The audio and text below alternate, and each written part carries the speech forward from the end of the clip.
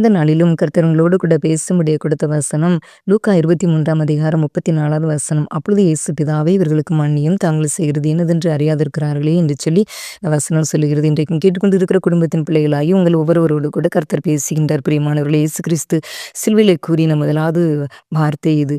இயேசு கிறிஸ்து மன்னிக்கும் அதிகாரத்தை சிலுவையிலே வேதனை நேரத்திலும் காண்பித்தார். யாரெல்லாம் இயேசு கிறிஸ்துவை ஏற்றுக்கொண்டு வாழ்கின்றோமோ நமக்கும் கூட அந்த அதிகாரத்தை தந்திருக்கின்றார்.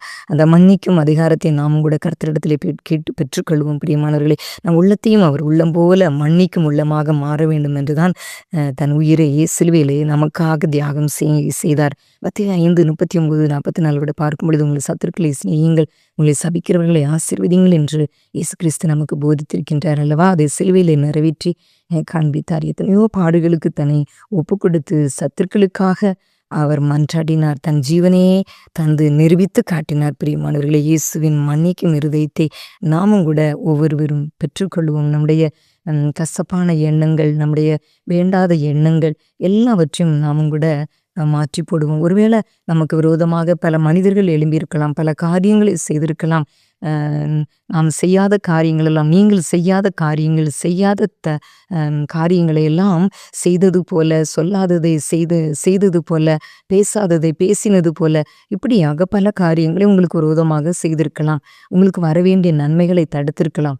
இப்படியாக உலகத்தில் அநேக மக்கள் இருக்கத்தானே செய்கிறார்கள். அதனால ஒருவேளை நீங்கள் அந்த நபர்கள் மேல ஒருவேளை நீங்க கசப்போடு கூட நீங்கள் இருக்கலாம். இந்த நாட்களிலும் கூட நீங்கள் இயேசுவின் இடத்துல கேளுங்கள். இயேசப்பா கூட மன்னித்தார் அல்லவா? பிதாவே இவர்களுக்கு மன்னியும் என்று சொல்லி இயேசுவுக்கு விரோதமாக அவ்வளோ அநியாயம் செய்தார்களே, இயேசு கிறிஸ்து சிலுவையில எப்படியாக கொடுமைப்படுத்தினார்களே. அவர் எந்த விதமான தவறும் பாவமும் செய்யவில்லை என்றாலும் அவரை சிலுவையிலே அறைந்தார்களே. ஆனாலும் கூட இயேசப்பா மன்னித்தார் அல்லவா? அதே போல் அந்த மன்னிக்கும் இருதயம் அவருடைய பிள்ளைகளாகி நாம் ஒவ்வொருவரும் கூட பெற்றுக்கொள்ள வேண்டும் என்று சொல்லி நமக்கு அதை மாதிரியாக வைத்து போயிருக்கின்றார். பிரியமானவர்களே, 1 பேதுரு 2:21 கூட வாசிக்கிறோம், இயேசு கிறிஸ்துவும் உங்களுக்காக பாடுபட்டு நீங்கள் தம்முடைய அடிச்சுவடுகளை தொடர்ந்து வரும்படி உங்களுக்கு மாதிரியை பின்வைத்து போனார் என்று சொல்லி வாசிக்கின்றோம். நாமும் இயேசு கிறிஸ்துவின் அடிச்சுவடுகளை பின்பற்றி நடக்க முயற்சிப்போம்.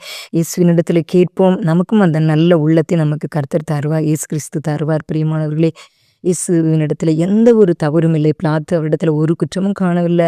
பிலாத்துவின் மனைவி அந்த நீதிமானை ஒன்றும் செய்ய வேண்டாம் என்று சொல்வதை பார்க்கின்றோம். ஏரோதும் அவரிடத்துல குற்றம் ஒன்றும் காணவில்லை. ஆனாலும் மரணத்துக்கு எதுவான எந்த ஒரு தவறும் இயேசு கிறிஸ்து செய்யவில்லை என்று அறிந்த போதும் கூட ஆசாரியர்களும் பரிசேயர்களும் பொறாமையினால இயேசு கிறிஸ்துவை சிலுவையில அறைந்தார்கள் அல்லவா? பிரியமானவர்கள், அவர் ஒரு பாவமும் செய்யாத இயேசுவையே சிலுவையில அறைந்தார்கள்.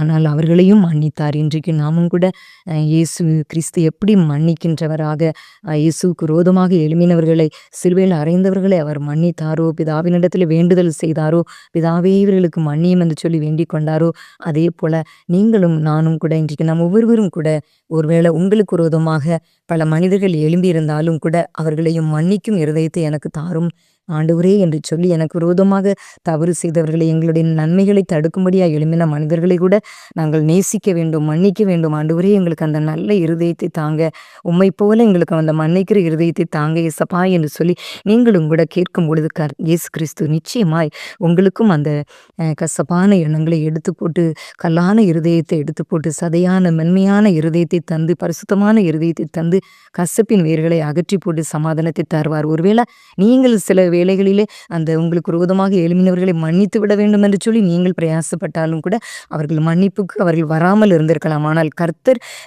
இயேசு கிறிஸ்து அதை பார்த்து கொண்டே இருக்கிறார் அல்லவா? உங்களுடைய உள்ளத்தை பார்க்கின்றார். அதனால மனம் கலங்காதீங்க.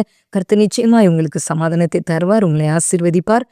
நாம் கூட இயேசு கிறிஸ்துவை போல மற்றவர்களை மன்னிப்போம். ஸ்தேவான் கூட கல்லெறிந்து கொல்லப்படும் வேளையிலும் கூட ஆண்டவரே இவர்கள் மேல் பாவத்தை சுமத்தாதிரும் என்று இந்த சத்தமிட்டு சொன்னான் என்று சொல்லி கூட அப்போஸ்தலர் 7:60 வாசிக்கிறோமே. அதே போல நாமும் கூட இந்த நாட்களிலும் கூட, இந்த நாட்கள் மட்டுமல்ல, இந்த நாட்கள் மாத்திரமல்ல, அந்த தபசு காலங்கள் மாத்திரமல்ல, நம்முடைய வாழ்க்கையில் ஒவ்வொரு நாளும் கூட நமக்கு இருக்கின்ற அந்த கசப்பின் எண்ணங்களை மாற்றி போட்டு சத்துருக்களை நேசிக்கக்கூடிய நல்ல இருதயத்தை எனக்கு தாரும் இயேசப்பா என்று சொல்லி கேட்கும்போது, இயேசப்பா நம்ம ஒவ்வொருவருக்கும் அந்த உள்ளத்தை தந்து, இயேசப்பா நம்மளுடைய உள்ளத்துக்குள்ளே தங்கும்படியாக நம்ம இடம் கொடுக்கும் பொழுது அவர் நமக்கு நல்ல சுபாவத்தை தந்து, கனிகளை தந்து நம்மை நடத்துவார், ஆசீர்வதிப்பார். அப்படிப்பட்ட கிருபைகளை தேவன் நம் ஒவ்வொருவருக்கும் தந்திருள்வாராக. ஆமென்.